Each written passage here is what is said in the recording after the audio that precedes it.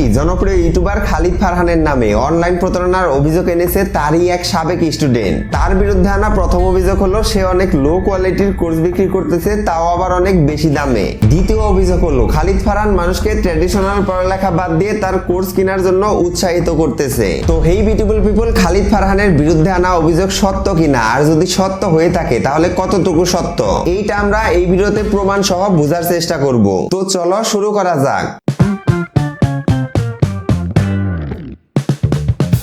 এরা যে কোর্স বিক্রি করে সেল করে এত টাকা দামের, সেটাও আমার ধারণা ছিল না। শুনি কোর্স বিক্রি করে অনলাইনে কি নাকি। তো কালকে জেনে কিছুটা চক্ষু ছানা বড়াই হইলো যে 20,000, 10,000, 25,000 টাকা দিয়ে কোর্স বিক্রি করে। তারা কারা? তারা কি অ্যাক্রেডিটেড কোর্স বিক্রি করার জন্য? খালিদ ফারহানের বিরুদ্ধে আনা অভিযোগ নিয়ে কথা বলার আগে আমাদের বুঝতে হবে সে আসলে করেটা কি এবং সে যেইটা করতেছে এইটা ইলিগাল কিনা। খালিদ ফারহানের পেশাকে আমরা এক কথায় ইউটিউবপ্রেনিয়র বা কন্টেন্টপ্রেনিয়র বলতে পারি। ইউটিউবপ্রেনিয়র জিনিসটা আসলে অনেকটা এন্টারপ্রেনিয়রের মতো।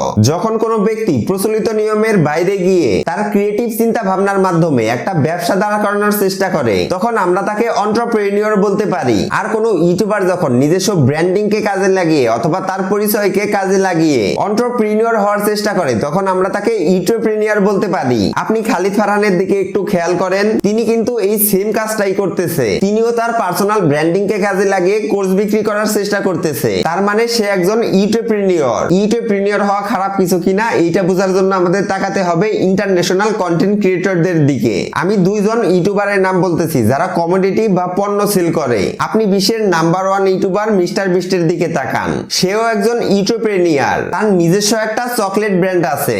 লগন পলের প্রাইম নামের একটা ড্রিঙ্কস এর বিজনেস আছে। অন্যদিকে ইন্টারন্যাশনালি অনেক ইউটিউবার আছে যারা তাদের নিজস্ব কোর্স বিক্রি করে। যেমন আলী আবদাল ইউটিউব চ্যানেলকে গ্রোথ করার কোর্স বিক্রি করতেছে $995।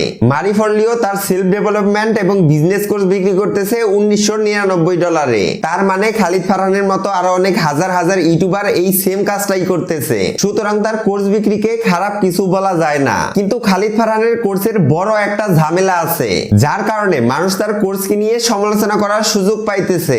Daily show with Fakhrul YouTube চ্যানেলের ফখরুল ভাই একটা খুবই স্ট্রং পয়েন্ট তুলে ধরেছেন। জানের উপর দিয়ে যাওয়া ভার্সেস মালের উপর দিয়ে যাওয়া।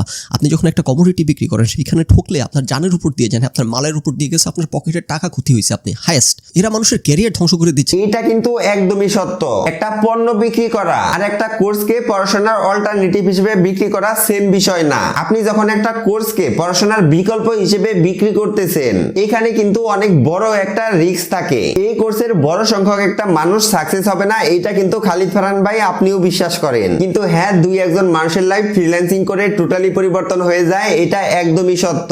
কিন্তু এই সাকসেসফুল মানুষের সংখ্যা খুবই কম। তাহলে কেউ যদি আপনার কথায় পড়াশোনা বাদ দেয় এবং সে যদি ফ্রিল্যান্সার হিসেবেও সাকসেস হতে না পারে, তাহলে তাদের লাইফের কি হবে, এটাও কিন্তু আপনাকে ভাবতে হবে। অনেকেই আবার বলতে পারে খালিদ ফারহান বললেই মানুষ শুনবে কিনা। মানুষ যে খালিদ ফারহানের কথায় ইনফ্লুয়েন্স হয়ে পড়াশোনা বাদ দেয় অথবা পড়াশোনা থেকে দূরে সরে যায়, তার একটা প্রমাণ দেখাচ্ছি।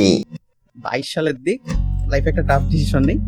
আপনার ভিডিও দেখেই ডিসিশন নেই যে আমি একাডেমিক পড়াশোনা বাদ দিয়ে আমি এখন ডিজিটাল মার্কেটিং শিখবো। হ্যাঁ, তো আমি একাডেমিক পড়াশোনা বাদ দিচ্ছি। ওই সময় আমার ঢাবির অ্যাডমিশনের আমি প্রিপারেশন নিচ্ছিলাম। আচ্ছা, ওই সময় সামাও আপনার কোনো একটা ভিডিও দেখছি, বিবিএ ইজ এ স্ক্যাম, এরকম টাইপ একটা।